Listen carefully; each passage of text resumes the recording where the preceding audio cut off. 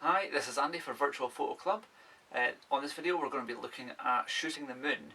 Now obviously what I mean by that essentially is just taking photos of the moon.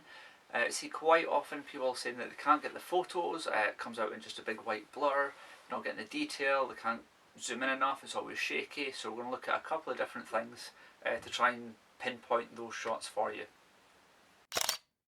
Now, the mistake that most people make when they first try taking photos of the moon is that they think because it's dark it follows the same basic principles of night photography, so they think they need a much longer shutter speed, they think they need to up the ISO a little bit, where unfortunately that's simply not the case. So chances are your photos will probably end up looking like this. A big white overexposed blob, there's no detail in it at all, it's just a big white circle, and that is the usual common story of people who first try taking photos of the moon. And that is because it's the opposite way around. You are essentially taking a photo of a light source. The moon is obviously a big reflector, essentially bouncing the light back from the sun, so that's how you need to treat it. If you were taking a photo of a light bulb, for example, you would not be using a slow shutter speed. You would just simply overexpose the shot, and we'll demonstrate that here. To get that correct, you would speed up the shutter, make it a much faster shot so you're only letting in a certain amount of light, and that will show you the detail, and it's the same basic principle. So let's have a look at that just to give you a rough idea. Okay, so there we go. Now obviously a light is slightly different in the moon because obviously inside the entire room is lit up, the light is bouncing off of pretty much every wall, the ceiling and so many other surfaces, whereas the moon, yep, absolutely big empty darkness. So we'll demonstrate that principle when we go outside as well and start taking some photos, just again to give you an idea, just to make it nice and clear the difference in the shooting styles and the settings. Now for taking photos of the moon, you don't need to wait for it to be a full moon. Essentially at any time you can see any of the moon at all, that's entirely up to yourself what kind of photo you want to go for. Full moons absolutely look great, but then so does a half or a crescent moon where you've got a nice bit of shadow casting across and gives it a little bit more detail, a little bit more depth to the shot as well. So entirely up to yourself what you want to go for, and there's no harm in practicing on full moon, half moon, crescent moon, waxing moon, or whatever their other names might happen to be. Now because when you are taking photos of the moon you are using a much faster shutter speed than you might be expecting, you can do it handheld. There's not necessarily a need for a tripod, it's entirely up to yourself. Just for that little extra bit of stability, stop any handshaking, or if it's particularly cold, which it is tonight, it's going to be absolutely freezing, just to stop any sort of extra shaking in the shot at all. You can use the tripod just to keep things a bit more stable, which is what I'm going to do tonight. So, nothing left to do now other than to grab the camera, the lenses, the tripod, and head outside. See you in a minute. Okay, here we are outside. It is absolutely freezing. It's good and dark, and we can see the moon right here, just behind me. That little white dot just there, that's what we're going to try and get the photos of here tonight. And as I say, you don't need to be out in the middle of a field, you don't need to be somewhere completely pitch black. Just to prove it, if I pan down just a little bit here, you can kind of make out houses and street signs and so on, street lights even. So let's have a look at the setup. Okay, so typically while I'm setting up the other camera and getting things ready, it has completely clouded over to the point where you can barely see the moon behind me. That little dot there, just going to show you here, if I zoom in, you can almost make out a tiny little speck of light. Yep, that's the moon we're about to try and shoot. So, another benefit of being in the back garden, I'm going to just nip inside, give this 5 minutes because it looks like it's going to pass over. See you in a few minutes.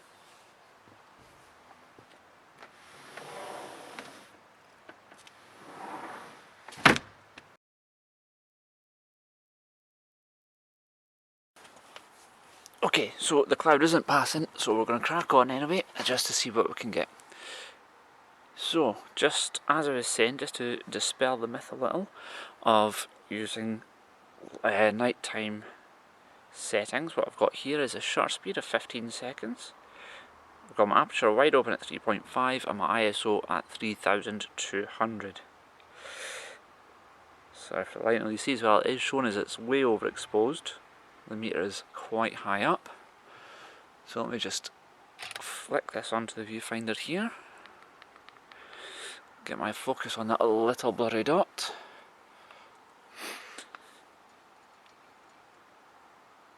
And take that shot. Now for this one, this is on a 15-second exposure. And the clouds might interfere with this a little bit anyway.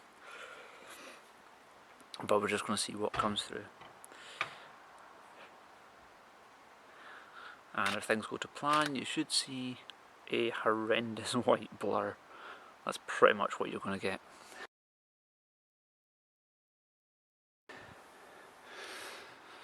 So because this is only the 18-55, as you can see the zoom doesn't really make a huge amount of difference. I just tweak that slightly. Just trying to get the moon as centre shot as I can. That's as close as this particular shot is going to zoom. So even if I said, well, the meter's telling us it's way overexposed, so for example, let's bring the ISO down. Let's say 200 there. Okay, let's pop that back on the live screen so you can see. And get the focus and take that shot.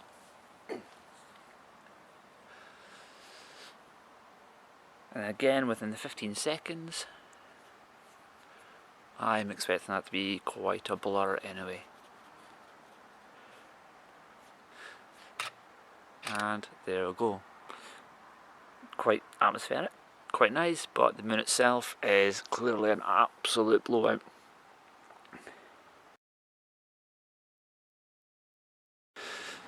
So part of the issue you've got with this one as well is the metering mode. Now this is set to matrix, which is what that's essentially meaning is that it's taken the whole light in the frame to try and work out how bright the camera thinks it needs to be to get it metered right. Now that just means a whole lot of darkness and one little bit of light. So if we change that particular setting, and this will depend on where it is on your camera, and I'm going to change that to spot. Centre weighted simply means that it, well, weights the centre, so anything in the middle is going to take a bit more of a priority. But I'm going to put this onto spot metering. And all that simply means is that it will take the metering from wherever I set it to. Now, I'm just going to switch off the autofocus because we don't need to keep doing that each time. So when I put this back, you'll see again, on the exact same setting as the last shot, it's now telling me it's way overexposed, even though it was coming out quite balanced last time. So, drop the ISO a little bit. Definitely drop the shutter speed. So there it is at, let's go 3 seconds, and it's saying it's properly exposed. Okay, so let's try that again now, shall we?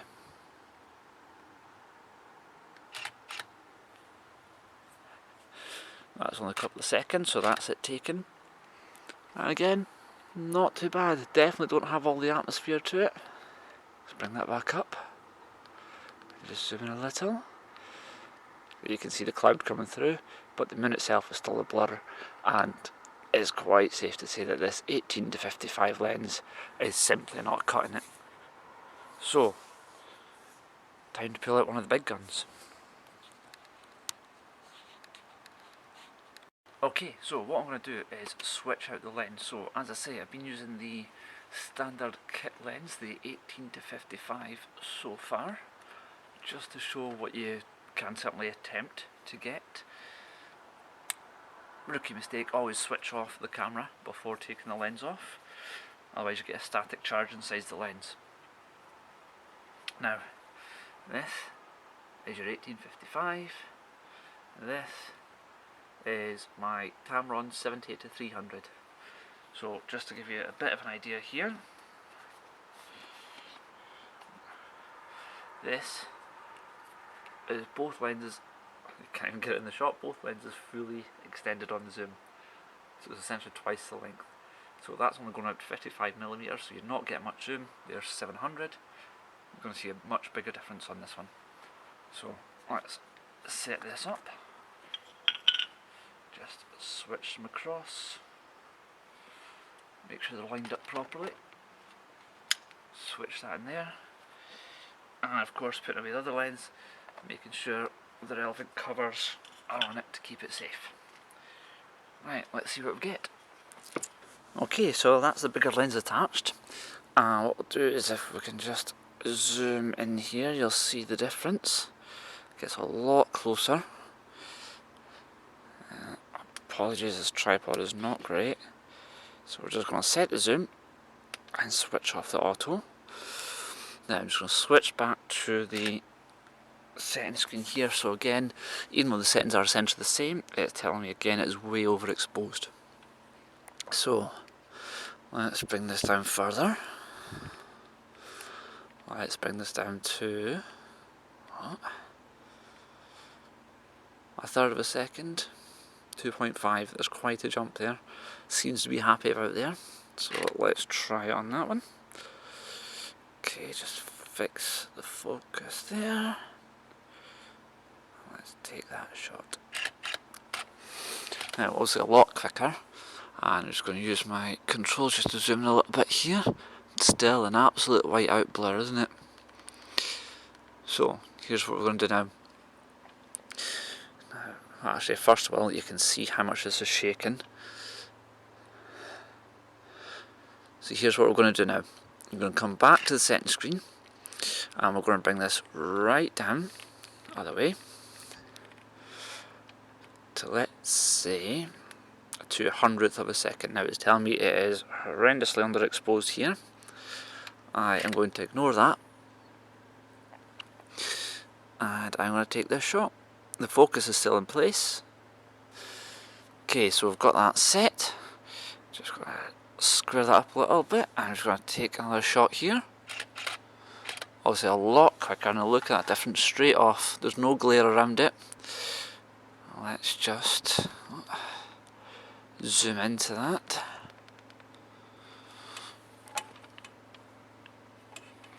Bring that down a little. Oops. You can see the difference. Okay, so clearly that is still quite blurry. Obviously the focus isn't picking up properly, so let's maybe just try that again. Let's zoom in as close as it'll go. Let's pop the focus back to auto. Let's see if this can pick up better. Okay, now let's just try that shot one more time here. That looks better. Okay, and again, let's just bring that on screen and zoom it in here. Come down a little bit. And there we go, look at that. Much improved shot.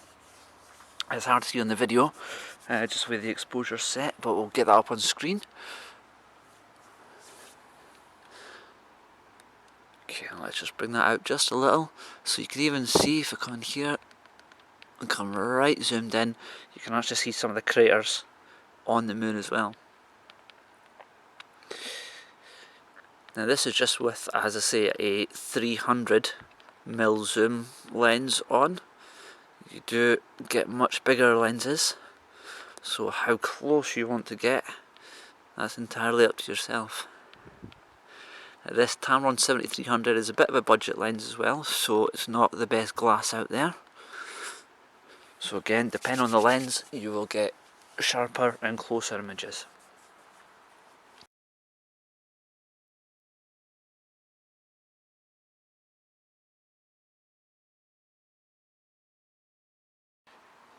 Now, what I'm going to do, just for one little extra pointer, and just to kind of show you the difference in the exposure settings. As I say, if you're shooting stars, then yes, you do need a longer exposure. Shooting the moon, no, absolutely not. I'm just going to demonstrate that now briefly. Okay, so here we are, as I say, just a quick demonstration here. We've gone back to the 20 seconds. We're still on f4, we've put the ISO up just a little bit to the 200. And all we're going to do is take this photo here. So again, this is 15-second exposure. This is just to demonstrate the difference between shooting the moon and shooting the stars. Okay, just a second or two. And what we'll see when this pops up, there we go. Okay, really you can't see it on the video, we'll pop that up on the screen. What you'll see is a little outline of Orion coming through just a little bit there. What you'll also see is just a hint, I know,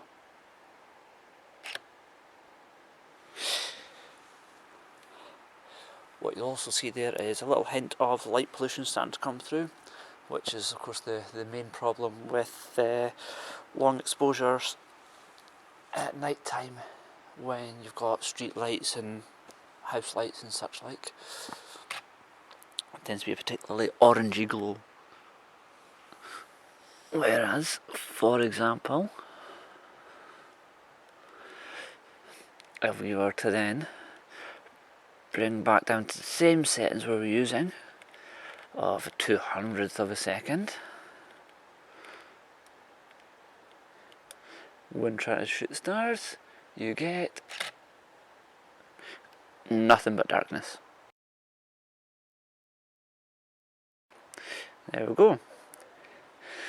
Now I'm doing that very quickly and very briefly because it is absolutely freezing. I'm pretty sure we're into minus temperatures, and I think that's enough.